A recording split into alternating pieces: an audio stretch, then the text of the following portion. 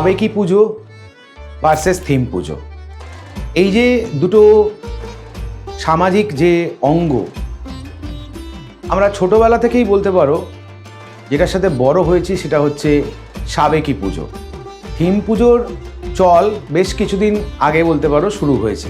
সাবেকি পুজো মানে ষষ্ঠী, সপ্তমী, অষ্টমী, নবমী, দশমী, ঘরোয়াভাবে রীতিনীতি মেনে পুজোটাই যেখানে মেন বিষয়বস্তু, আড়ম্বর নয়, সেটাই হচ্ছে সাবেকি পুজো। গতানুগতিকভাবে বংশ পরম্পরায় বছরের পর বছর চলে আসা পুজোরই নাম হচ্ছে সাবেকি পুজো।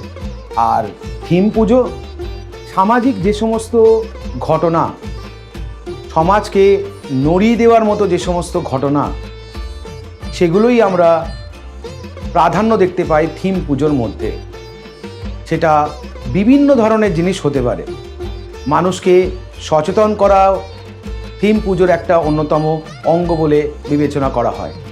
আজকের দিনে দাঁড়িয়ে যেমন কলকাতা শহরতলির বিভিন্ন জায়গায় এই থিম পুজো বিশেষভাবে প্রাধান্য পাচ্ছে, তেমনি একই রকমভাবে বলা যায় এই থিম পুজোকে আজও রীতিমতো টক্কর দিচ্ছে গ্রামগঞ্জের তদানীন্তন সাবেকি পুজো। থিম পুজো সেটা উদাহরণস্বরূপ বলা যেতে পারে আজকের দিনে দাঁড়িয়ে আর্টিফিশিয়াল ইন্টেলিজেন্স, যেটা কিনা আজকের পৃথিবীর একটা অন্যতম গুরুত্বপূর্ণ বিষয়বস্তু, সেটার সম্পর্কে মানুষকে অবহিত করা, সেটাই যে আগামী দিনের ভবিষ্যৎ হতে চলেছে পৃথিবীর, এই সমস্ত কিছু বলতে পারো তুলে ধরা হচ্ছে 2025-এর কলকাতার বিভিন্ন পুজো মণ্ডপে। ঠিক একই রকমভাবে কলকাতার বিভিন্ন পুজো মণ্ডপে আমরা দেখতে পাবো মহিলাকেন্দ্রিক কিছু থিম, অর্থাৎ সমাজে মহিলারা যেভাবে অত্যাচারিত হচ্ছেন সেটাকে কোথাও তুলে ধরা হচ্ছে। সমাজে মহিলাদের তুলে ধরার জন্য যে সমস্ত প্রকল্পগুলো নেওয়া হচ্ছে তার উপর বেশ করে বেশ কিছু থিম আমরা দেখতে পাবো। আবার ঠিক একই রকম নির্ভয়া কাণ্ডের মতো যে সমস্ত ঘটনা পশ্চিমবঙ্গের বুকে ঘটে গেছে, সেটাও আমরা এই থিম পুজোর অঙ্গ হিসেবে দেখতে পাবো। অন্যদিকে সাবেকি পুজো, যেখানে সকাল থেকেই বলতে পারো বিভিন্ন পুজো বাড়িতে বিভিন্ন রীতিনীতি মেনে পুজো হয়ে থাকে। ষষ্ঠীতে বোধন থেকে শুরু করে আপ টু দশমীতে কাহার ডেকে মা দুর্গাকে কাঁধে করে চাপিয়ে নিয়ে বা কোথাও কোথাও লরিতে বা কোথাও কোথাও ভ্যানে বিভিন্ন রকমভাবে বিভিন্ন জায়গায় চাপিয়ে নিয়ে তাকে বিদায় দেওয়া হয়, কোথাও নদীতে, আবার কোথাও পুকুরে, বিভিন্নভাবে।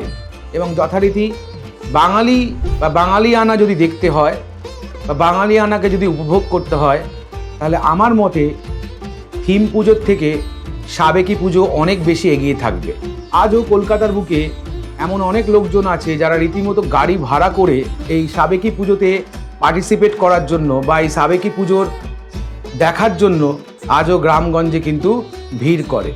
বিভিন্ন ট্যুর অপারেটর যারা আছে তারাও এই সমস্ত লোকজন যারা কলকাতা নিবাসী, যারা কলকাতা থেকে হইহট্টগোল থেকে দূরে খানিকটা জীবন কাটাতে চায়, বিশেষ করে পুজোর কটা দিন, তারাও কিন্তু গাড়ি ভাড়া করে এই গ্রামগঞ্জের বিভিন্ন পুজো আজও দেখে বেড়ায়। তো পুজো 2025-এর পুজো সবার ভালো কাটুক এই আশাই রাখবো। আমাদের যে সমস্ত ছাত্রছাত্রী যারা আছে এবছর যাতে মা দুর্গা তাদের মনস্কামনা পূর্ণ করে সেটা আশাই রাখবো, এবং পুজো সবাই নির্বিঘ্নে কাটাবে এই আশাই রাখবো। কিন্তু মাথায় আরেকটা জিনিসও রাখতে হবে, এই পুজোর 4টে দিন বা 5টা দিন আনন্দের পর কিন্তু আবার নতুন উদ্যমে লেগে পড়তে হবে আগামী যুদ্ধের জন্য।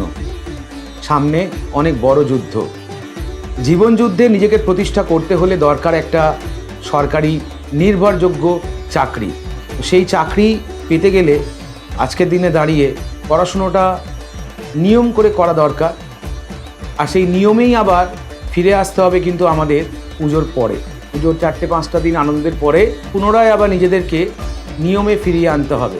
দেখা হবে আবার পুজোর পরে। সবাই খুব ভালো থেকো, খুব ভালোভাবে পুজো কাটাও।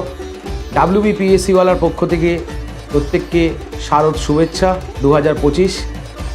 এই বলে আজকের ভিডিওটা শেষ করলাম। নমস্কার, ধন্যবাদ।